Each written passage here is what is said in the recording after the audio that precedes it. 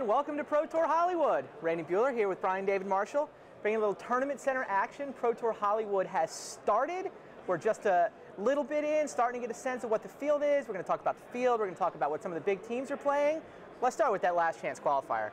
This weekend got started with 300, almost 400 players showing up to play 10 rounds, trying to get those 4 spots, invitations, the privilege to get 3 hours of sleep and come back and play this morning.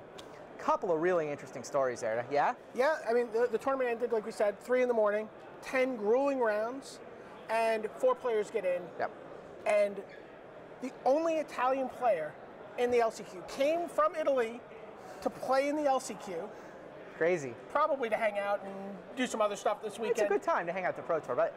Only Italian gets into the tournament, Filippo Crater. Yeah, crazy. Flies here from Italy, gets in. Awesome. And to be fair, there's a lot to do with the Pro Tour, even if you're not competing in the main event. There's tons on tiebreakers. On tiebreakers, yeah. You got to feel bad for John Rolfe. Goes 8-1-1 after the LCQ. Oh, sorry. He's the bubble boy in 5th place. Another hard luck story, Tim Ayton, sitting in 7th, went 8-2. One of the great Magic writers, had a really great Absolutely. run of Magic for about 2 seasons, where he was doing really well. Has sort of, he's trying to, he's in California, get onto the Pro Tour. Plays a really, really interesting Goblin deck in the Last Chance Qualifier. It is all creatures and lands and 0 spells. Wow. He needs to get rid of something. He's sacrificing Mud Button Torch Runner to Greater Gargadon. Torch Runner? Yes. Nice. His opponent played I saw a match where his opponent played a Countryside Crusher. He's like, Mud Button Torch Runner, sack it to Gargadon, kill your Crusher. And his opponent's just like, what just happened? So Ayton fails to make the tournament, but his deck has made it, right? His deck is playing. It looks like Gabriel Nassif is playing his deck. Or certainly playing a deck very similar to the one he played last night, which seems to be an audible on Nassif's part.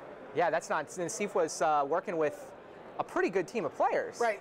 So the franchise was, I guess, the name of the team, sure. or what we're going to call them anyway. I like it. It's Patrick Chapin, Mark Herbeholtz, Gabriel Nassif, Luis Scott Vargas, Paul Cheon, with the possible add-on of Dave Williams.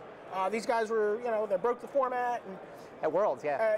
And they broke. This is the team that broke the format at Worlds. They talked about breaking the format here, but apparently they got together, they huddled, they broke, and then they ran in 6 different directions. Nice.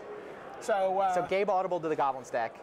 Yeah. Chapin, I was listening to Chapin tell some crazy story about the way his deck can loop and infinite and cycling prismatic lenses and Gargadons, and it's got like 3 different ways to kill the opponents. Of course, he's Chapin, so he's telling the most complicated story of how you deck them 1 card at a time, going through your entire library each trip through. But so there's one of the decks. What else is in the mix? Well, I was watching Paul Cheon and Luis Scott Vargas. I was watching Luis, and he's playing what looks like an evolution of the green-white mana ramp deck. Okay. That was doing well at some recent events, but it's really kind of mono-green beatdown. I saw him getting in with a Chameleon Colossus equipped with Loxodon and Warhammer, and he was just bashing his opponent. He said he felt a little guilty. He said he felt a little bit like a little kid. This is the deck he and Paul really liked in testing. He said, no one ever likes our decks. We just play our decks. Nice. And so there was a little bit of, they sort of broke from the pack. Sure. They're not sure what Herbeholtz is playing yet. People seem to keep shaking their head every time they see Dave Williams play. Not because he's playing badly or anything. They just don't know what his deck is. Interesting. So we'll have to get back to you on that. All right. But apparently it's very pretty. When Dave Williams got his invite to this event, he said, "Well, I better buy some cards." Sure. So he bought a foil playset of Standard. Every card nice. times 4 in foil. His deck is beautiful, whatever it is. That's awesome. Williams, of course, he spent day before the Pro Tour player party, Wednesday night. Oh, he's in Jerry Buss's box at the Lakers playoff game. He's with Worth Walpert. Yeah, I brings one Magic guy along. Wow, that's a fun life for that guy, huh? Anyway, he's here playing Magic this weekend. Absolutely, there's a bunch of people playing Magic this weekend that have sort of been around the Pro Tour forever. The New York squad, right? Finkel, Zvi Malshowitz, Alan Comer. There's actually 6 Hall of Famers playing this weekend. I have 7 in the building if you count me.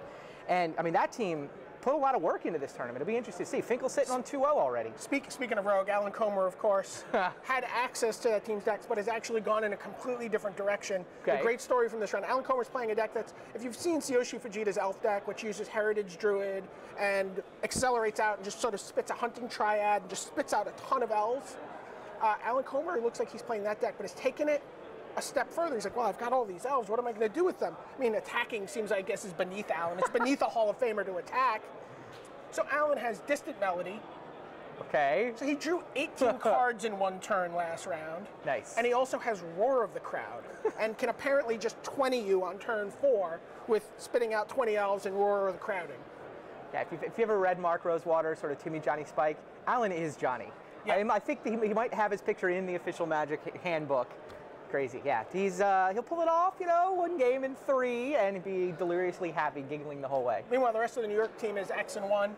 I neglected to mention Jamie Park, another oh, yeah. famous New York Magic player. Sure. World's top 8 competitor. He's on the team. Those guys are all jumping up and down. They're really excited. They've been really happy with their matchups. They're X and 1 after a couple of rounds today. Yeah, and the Sliver Kids did a lot of the play testing for them, right? Sliver Kids did a lot of hard really work. into it. They were like, they had to take it a little more seriously. They were answerable to Zvi and John.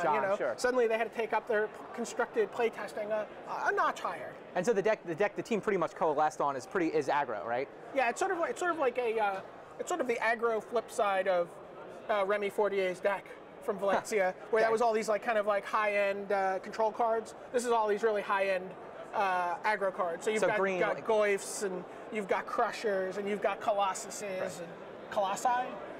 Colossi, sure. Why not? It's I guess you could technically call it a fairy deck then, right? I don't think so. Yeah, no. Fairy seems to be, just to give you a quick estimate. Yeah, that was the defining deck in the format. Everybody comes in saying, how big is Fairies? Is it going to be a quarter? Is it going to be a third? Clearly the deck with the bullseye on his forehead. And you couldn't describe the field as Fairies and decks that think they beat Fairies. Right. I would say anti-Fairies. A lot of people think, the Fairy deck people will tell you, nobody actually beats us. So. Yeah. But it looks like there's about the tables are seated 4 people for table, 2 matches at a table, and it looks like there's about 1 fairy deck per table, from what I've seen. Just eyeballing it, we haven't gotten into the deck list yet. Right. But you think it's on the lower end of the range then? I do. More like a quarter than a third. Yeah. Still, maybe even a little less than a quarter. There's a couple. The guy I've seen running around is the guy who's pro red, pro blue, pro black. Oversoul of Dusk. Yes. He's pro What does a fairy deck do about that guy? Takes 5. They can block it with Mutavault. Oh, nice. I saw it get Warhammered up though. Yeah. That was good times out of LSV's deck. Yeah. It's a pretty the card's pretty bad times. It can be countered. Sure. Sure. But so a lot of interesting anti-fairy technology. Yeah. We were talking about the Colossus actually. I mean, it's just a lot of these giant green monsters attacking. It's kind of fun. Yeah. Osip Lipidovich, the feature match area, flashes his opponent Profane Command because he's convinced he's got the game win. His opponent, Ruv Armenhomer, is just sitting there. Osip eventually figures out, Colossus is protection for black. Can't actually get through with the Profane Command. Anyway, it's early. Some people are still playtesting their decks. Some people are looking around, trying to figure out if they got the field right. A lot of interesting stories. We're definitely going to come back with also one deck we haven't talked about is the French deck. Really crazy deck. We're going to do a deck tech on it. Sure. It's called Quick and Toast. More on this to come. Anyway, stay tuned. Pro Tour Hollywood, a lot of stories, a lot of decks. It's going to be a good weekend. Stay tuned to the Tournament Center.